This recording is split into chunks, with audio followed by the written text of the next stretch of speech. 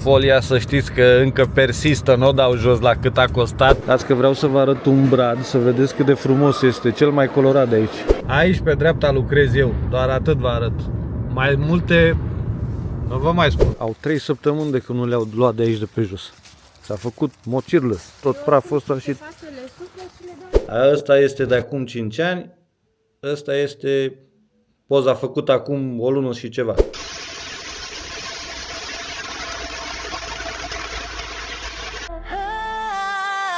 In Italia, Giorgia, Lina, Isabella. In Italia, Giorgia, Lina, Isabella. In Italia, Giorgia. Doamne, ce frig este dimineața asta în Italia, nu vă imaginați. Este 7:20 dimineața, sâmbătă. Merg să fac revizia la mașina Alinei pentru că împlinește un an de când am plinit, de fapt, acum o lună, un an de când am cumpărat-o. Și este prima revizie, cum spuneam, primul schimb de ulei. Bineînțeles că ei ne-au chemat pentru lucruri mărunte, dar vă povestesc eu asta mai târziu. Vă spuneam că este un frig de înțepenește, nu mai pot să vorbesc. A nins la munte, la 15 km de noi aici a nins. Și în dimineața asta nu cred că sunt mai mult de 2 grade cu plus, o să vedem imediat în mașină. Dar numai că se simte mult mai frig. Câte grade sunt, câte grade sunt, unde sunt gradele, arată-ne gradele, nu vrea să ne arate mașinuța. Utente 1, lasă așa. 3 grade, 3 grade, 3 grade, 3 grade. Da. Ia uite ce muzică ascultă Alina.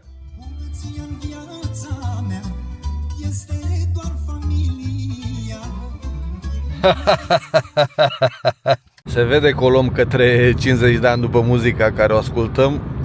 Vedeți și eroarea în bord, că ne dă fare manutențione, adică să facem revizia, o să dispară când ne întoarcem pentru că se resetează. Mergem la Parma, la Renault, de unde am cumpărat mașina, pentru că dacă nu facem revizia la ei anuală, pierdem garanția de 3 ani sau nu mai știu, mi se pare că 3 ani are mașina asta.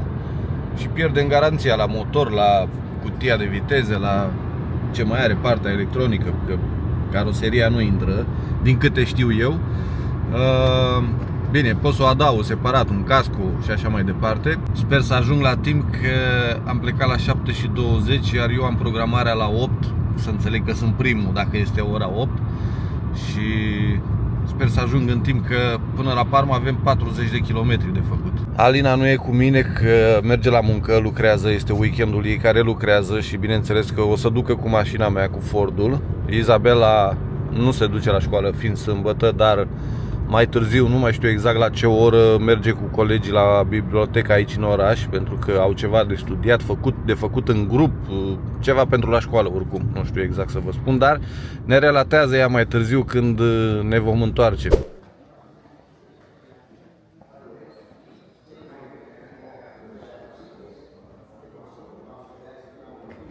One eternity later. Ha, ha, ha.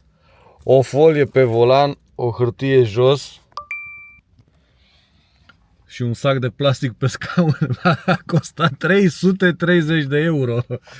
Glumesc, nu numai astea. Vă dați seama că s-a făcut schimbul de ulei. Bineînțeles că la un an de zile te cheamă la revizie ca să nu pierzi garanția. Iar ei, ce făceau ei la revizia asta, la manutențiunea asta de un an de zile? Schimba filtrul de la habitaclu din interiorul mașinii ca să nu miroasă urât, așa.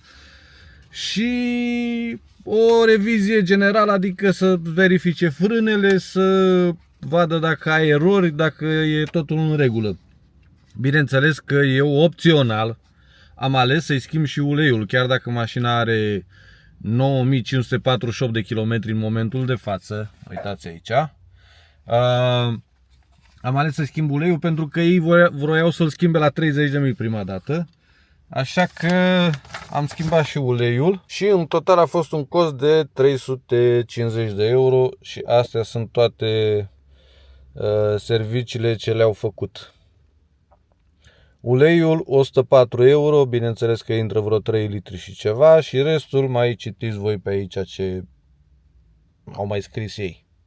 Ce nebunii. O să mă uit și eu acasă pentru că sunt curios. Ora de muncă la ei este 55 de euro plus IVA, adică TVA, undeva la 70 și un pic de euro mâna de lucru pe o oră. Bineînțeles că au făcut o oră și 12 minute au lucrat. În fine, nu mai contează. Spuneți-mi la un Renault Clio, cum am făcut eu, cât costă revizia, adică schimbul de ulei, filtru de ulei, verificare și filtru de habitaclu din interiorul mașinii în România. Aici 330, adică undeva la vreo 16 milioane, mi se pare un pic exagerat, dar asta e, ținem pasul, nu avem ce să facem. Hai că ușor, ușor iese și soare, se încălzește, sunt 6 grade deja. Folia, să știți că încă persistă, nu o dau jos la cât a costat. Aici o țin până să rupe, până... Sunt la Fidența, trebuie să trec pe la școala de șoferi, că cei mai vechi pe canal știți că ceva timp în urmă am făcut cursul de atestat de cicuciu, că mi expira atestatul și permisul. Mi-a venit permisul și trebuie să merg să-l ridic de la școala de șoferi. Aici am făcut la Fidența și vă las câteva imagini de ieri, 21 noiembrie, mai exact vineri, de la noi, de la curte, cum arăta vremea. Câteva secunde și revenim.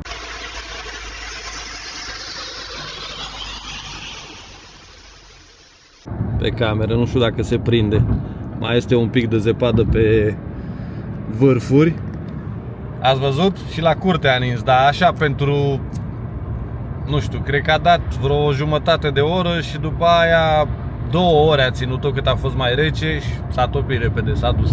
Am ajuns acasă și Izabela nu vrea să se vadă, s-a pitit acolo, a zis că vreau să stau la distanță, vreau să vă arăt diferența de 5 ani de zile între permisul de acum 5 ani și cel nou. Dacă s-a stupat aici datele, așa, nu se vede nimic.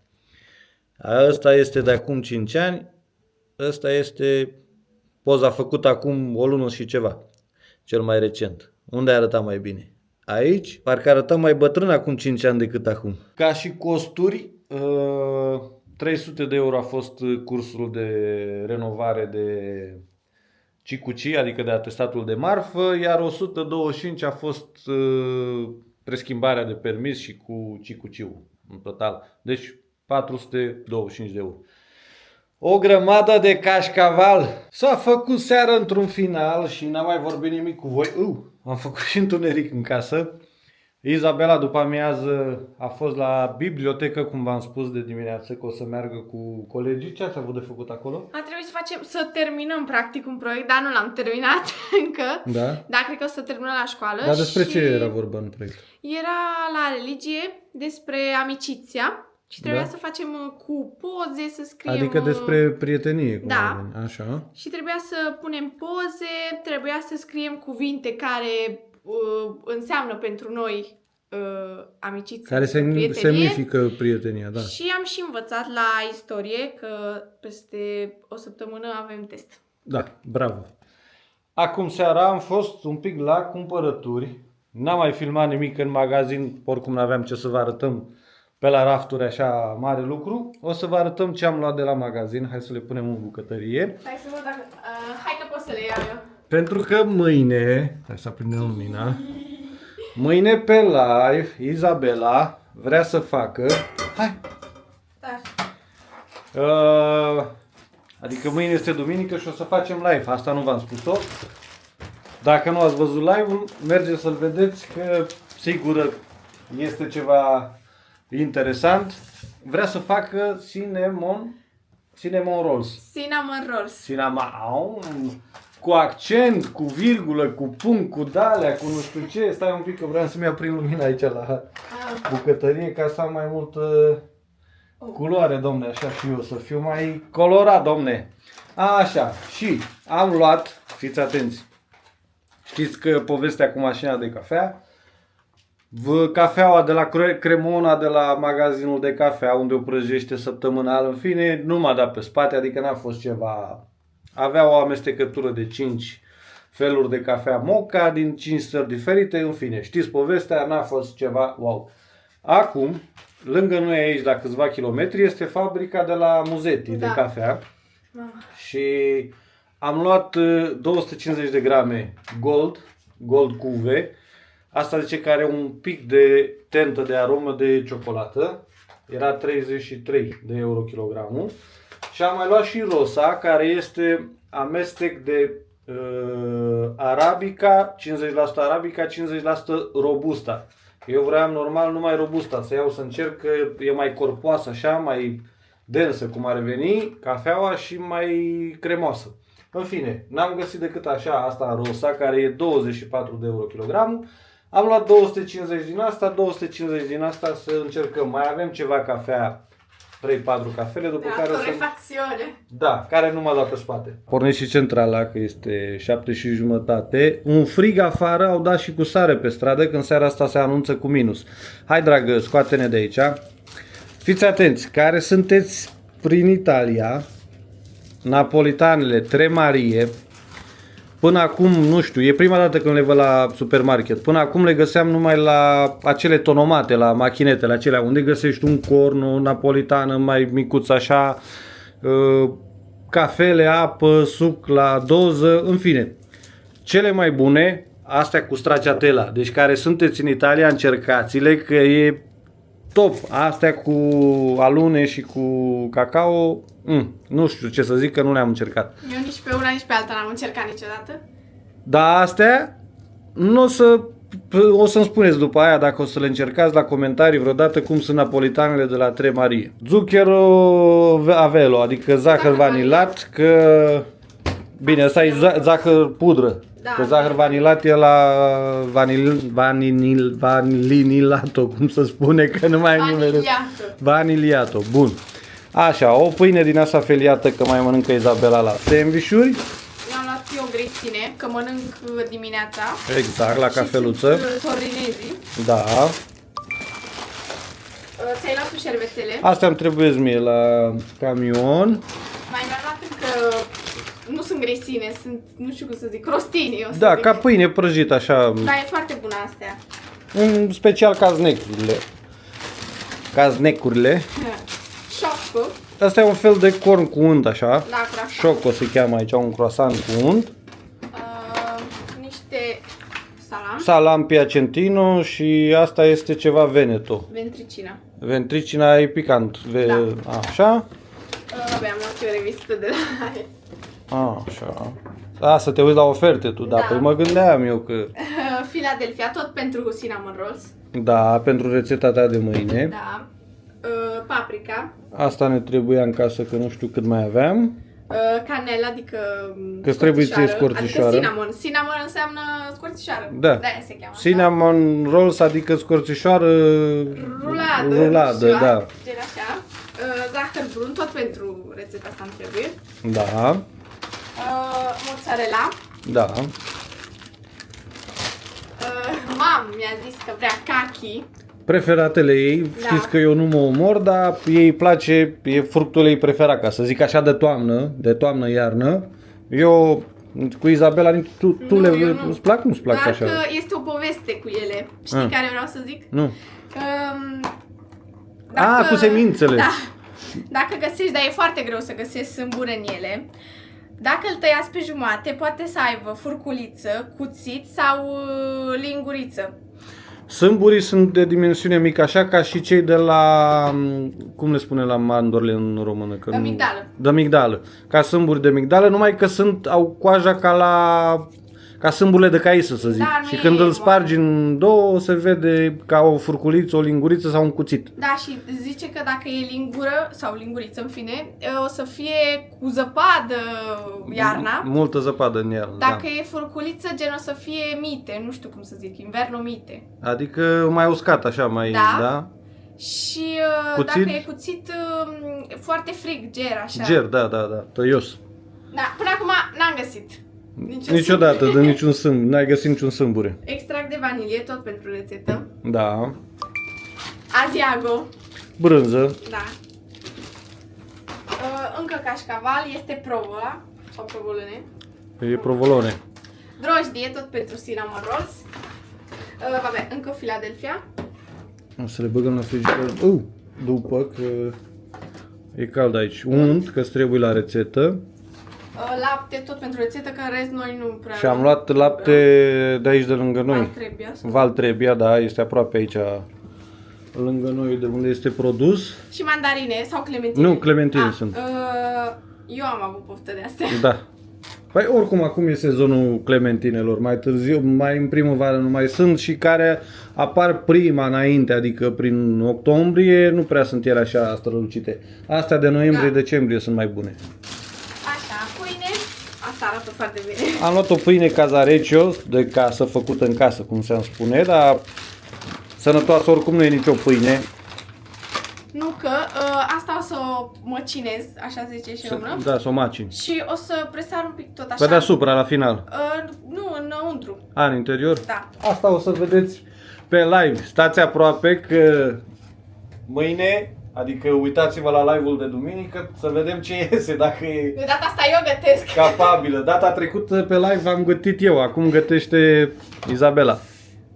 Smântână de gătit tot pentru rețetă. Am luat 2 de paste.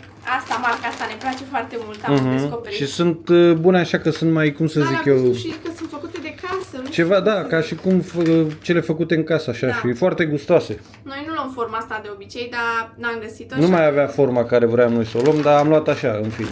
Nu mai contează. Erau și în ofertă astea de la 1,50 €, jumătate de kilogram, era la 70 de cenți. Da.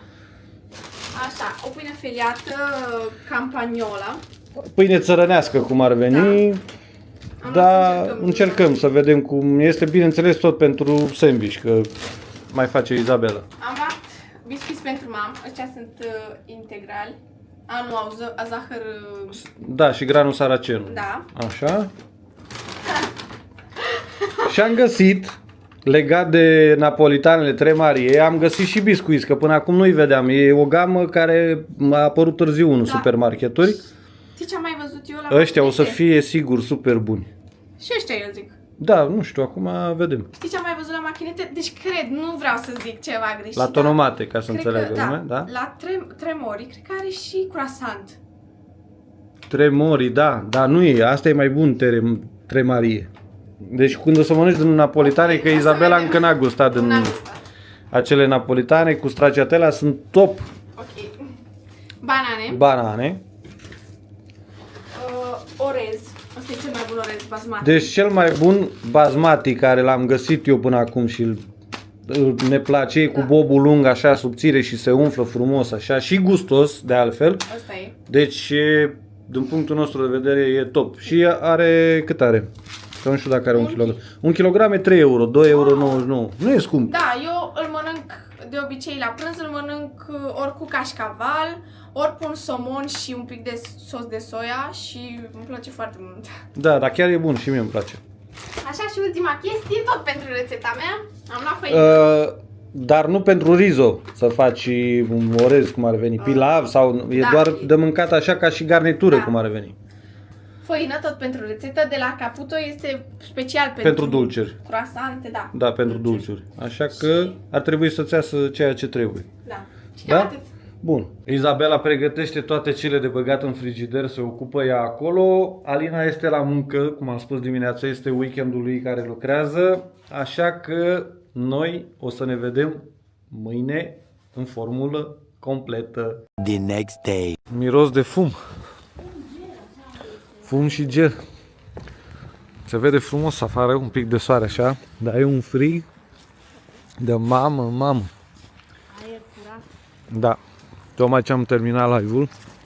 Mama și-a mâncat ca un nebun care n-ați văzut live-ul de duminică. Și noi, nu numai tu. Mergeți să-l vedeți că aveți 3 ore acolo de văzut, nu vă plictisiți deloc. Uite că vă spuneam pe live, au 3 săptămâni de când nu le-au luat de aici de pe jos. S-a făcut mocirlă, tot praful ăsta și... Le suflă și le dai. Dar nici nu le-am mai suflat, baby, de 3 săptămâni. Uite-te și tu că sunt, uite cum sunt. În fine, Dacă le curăț, o să fie curat după aia, că nu mai ei nu mai sunt în pom, mai sunt câteva, da. Am ieșit din casă duminică după amiază. mergem să cumpărăm decorațiunile pentru pomul de Crăciun, să decorăm casa. Asta o să facem decorarea pe 8 decembrie, că este și sărbătoare și suntem toți acasă. Dar trebuie să le cumpărăm dinainte, să le avem, ca să nu stăm atunci. Da, să mergem, dăm să fugim repede, hai să cumpărăm, Exact. nu găsim. Hai să mergem, că e frig. 6 grade sunt afară. Uite și pe sort acolo, în parcare. Păsorioara. Parcă e mai călduț așa, chiar dacă sunt doar 6 grade, dar e bine. Dimineața era frig rău, mamă, dar e plin aici în parcare. Să vedeți ce e înăuntru în magazin. A fost chiar așa, să pună lumea să parcheze pe Da, și pe lateral așa, da. Să vedeți ce e înăuntru acum, că toată lumea e pe luminițele astea. Dar mă uitam așa, mulți ies cu bagaje. Da, alții cu mâna goală. Da. Ies doar așa, să se plimbe. să- Nu cumpără toată lumea câte ceva. Ce e aici cu presepe, nu? Da. 150 de euro. Mamă, dar câte sunt aici? Mamă, ia uite lumini aici și câtă lume este. Astea chiar frumoase sunt.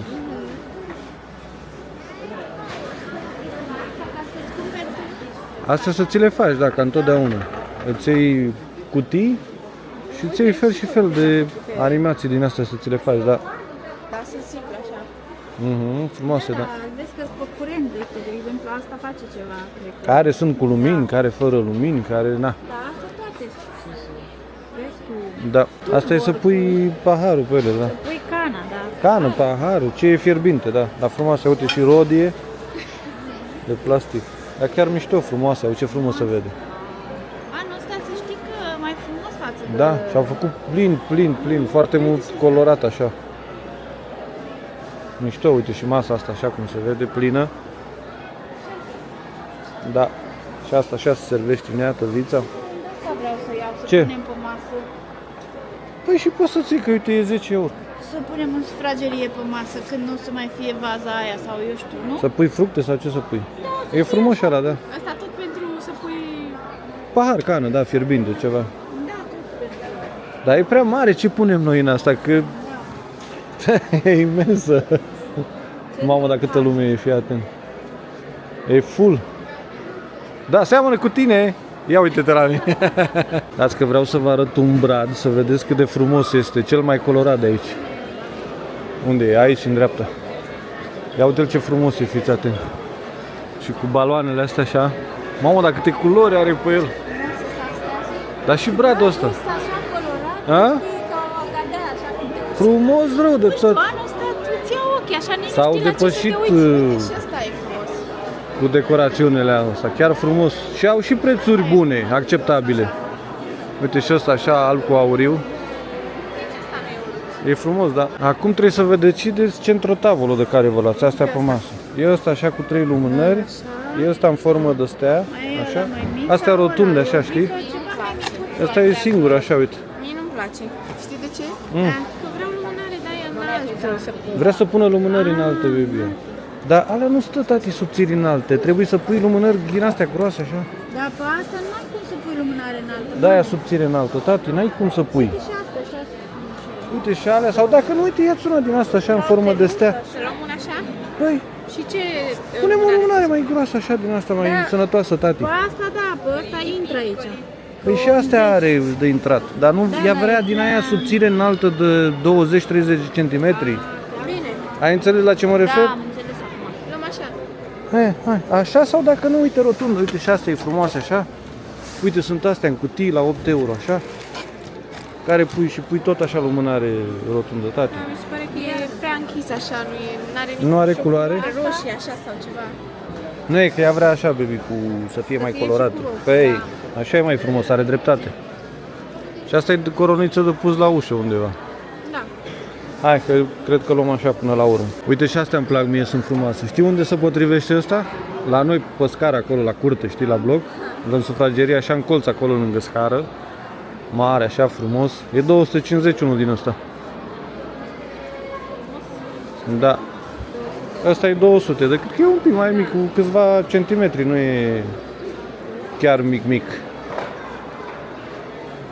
Uite, mai sunt din astea aici, tată. 1,50 euro, uite. Da. Ia Luați-vă și voi așa din Ia asta. uite, asta la 6 euro. A, e set, uite, are și cu suport. 6 euro. Sunt 6 euro. Dar nu poți să le schimbi tu. Vrei pe alea de la set, că eu te știu pe tine ce ai vrea să faci. Vreau să văd cum sunt. Toate sunt numai cu căsuțe, așa. Uite și astea cu flori, așa. Sunt toate la fel de... Da. Dar nu e mult, 6 euro și are și suportul. Vine 1 euro, mai puțin decât asta, vine 1 euro. Da, Astea sunt toate la fel? da, cu căsuță, așa. Doar cu căsuță, da, da. Dar noi acum cum știm care e?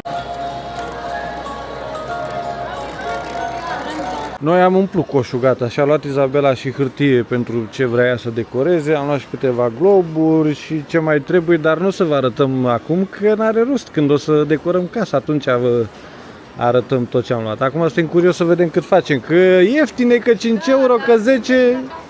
Hai că vedem noi acum. Hai să vă arăt cum au decorat aici cu luminițele afară, dar sta să mă întorc, că sunt prea aproape și după nu se vede. Era frumoasă și steaua asta dacă era aprinsă, dar nu e aprinsă. Iau ce frumos se vede. Ca un castel, așa, știi? Asta au schimbat. Frumos, da. Se vede ca un castel, așa, știi? Și construcția și forma, cum e făcut, foarte frumos. Aproape că s-a făcut noaptea, acum strănând stutat. De aici ne mutăm, mergem. Izabela nu s-a săturat ce și-a luat de aici, de la Rosetti. Bineînțeles că avem mâinile pline. Mergem și la Action, că vrea să-și mai caute nu știu ce și nu știu cum.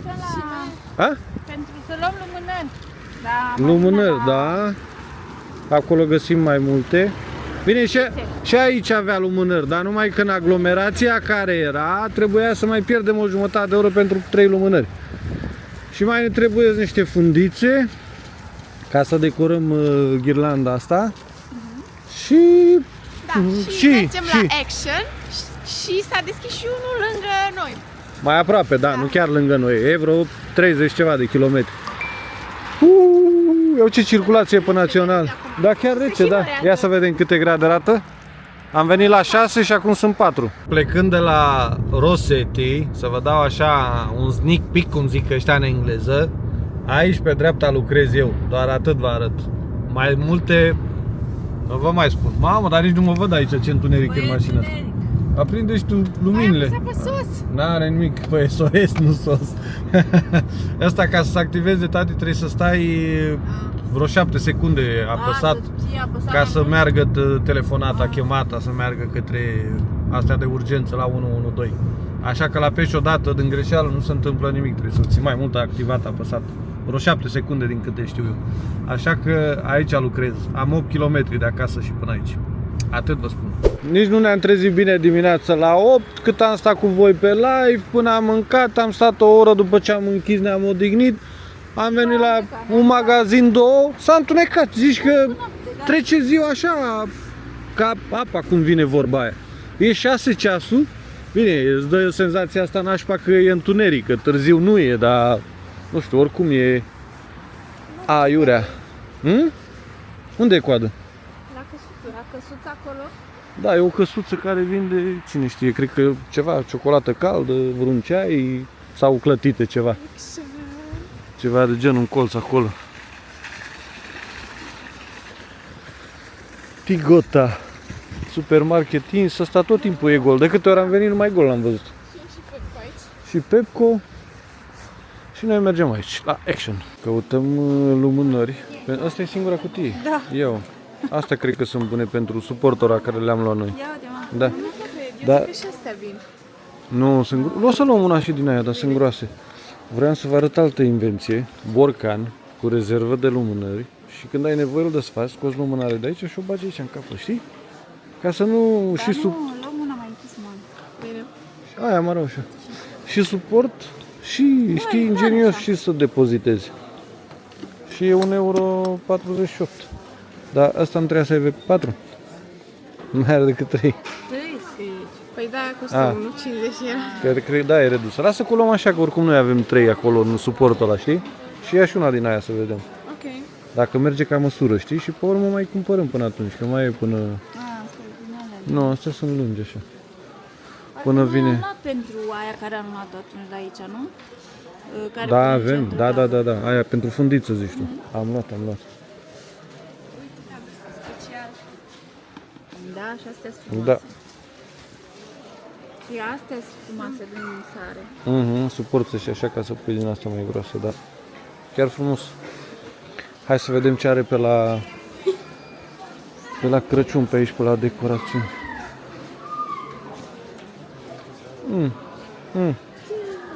Nu sunt chiar multe, așa să știi. Față de rosetti e nimica toată ce are, știi, ce e apă de ploaie. A, asta să-ți faci tu de la sau nu știu. Da.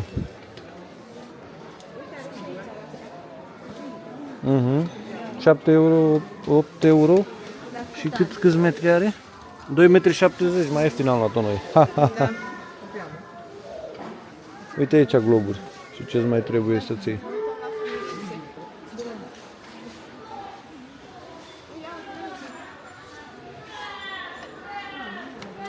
Dar astea sunt prea mici Da. pentru brad. Ia uite. A, da, sunt roșii.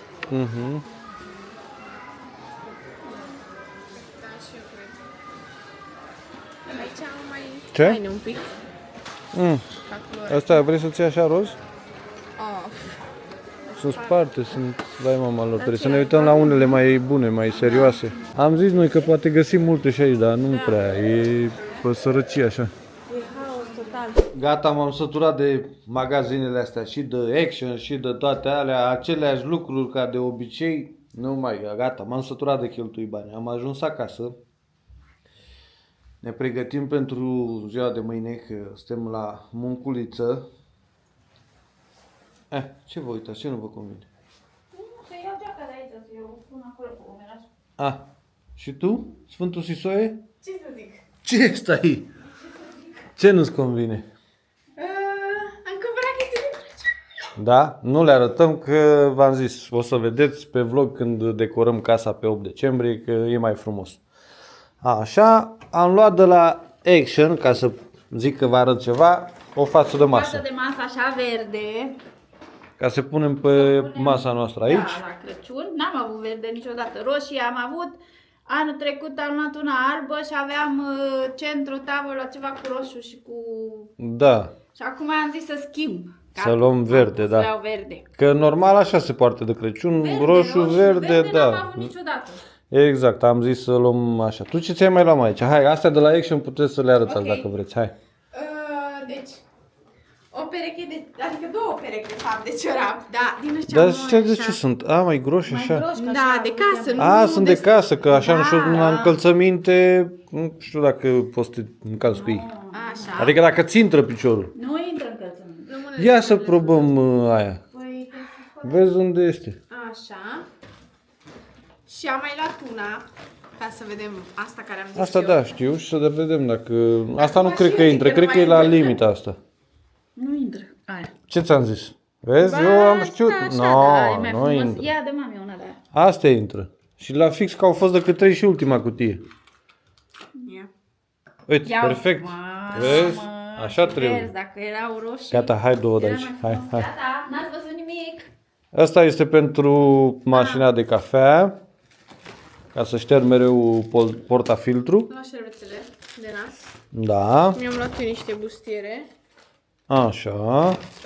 Alte chestii de Crăciun. Ale sunt șervețele, da, chiar. Chiar, asta vrei să le arăți? Astea sunt chiar frumoase, da, de pus pe masă așa. Frumos Crăciun. 1,50 € era. Mam. Ariel, Bineînțeles.